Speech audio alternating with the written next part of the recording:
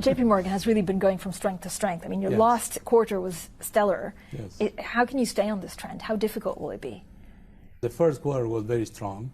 Last year was very strong as well, mainly driven, almost all across the business, but mainly driven by the investment bank, both sales and trading and investment banking. But we have very good performance in the commercial bank, very good performance in asset and wealth management, and strong performance in retail, almost in every sector, mortgages, auto lending, in the deposits. Mm-hmm. So the only portion that it was a bit slower is the revolving credit in credit cards, that people have quite a bit of money saved, so they are revolving less, they are borrowing less. So, but overall, it was a very, very solid quarter, even if you take away the release of reserves that we have. And the second quarter seems to, is it on the same path?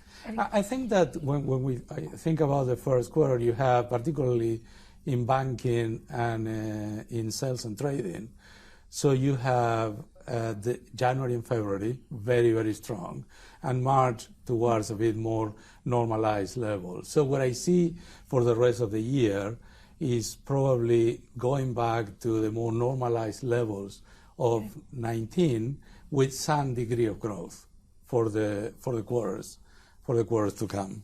And so is there any part, when you look at the markets, how does that develop in the next couple of months?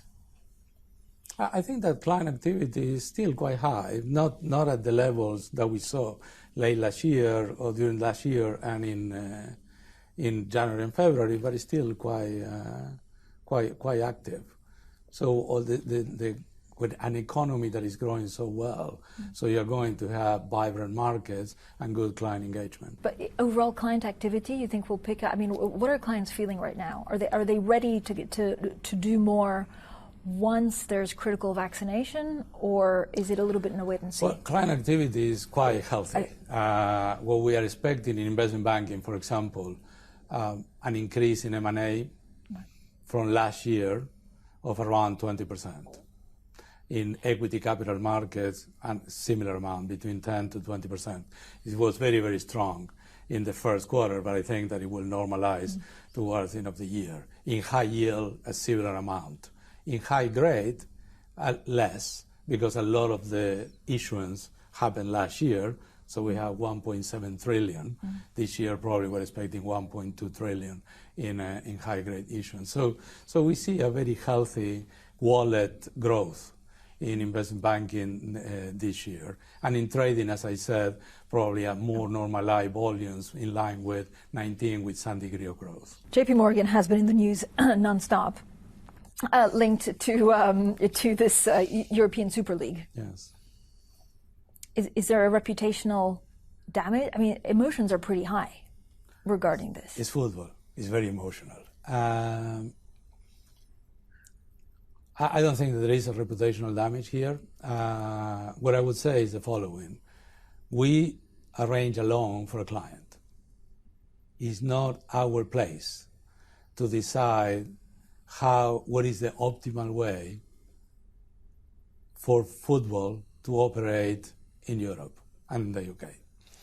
So we hope that the Super League, UEFA, FIFA, the national leagues get together and decide what is the way, this Super League way or any other way.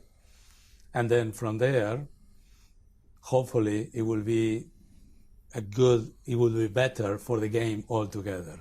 If through that process this deal happens, or there is any other way that we can support football in the region, we will do it. But do you feel like you've been dragged into something that you weren't expecting to? We were expecting this to be emotional. We were expecting to have people to have different opinions, and that is what is happening. How much do clients ask you about it? Not much, really. They're seeing all on TV 24/7 these days.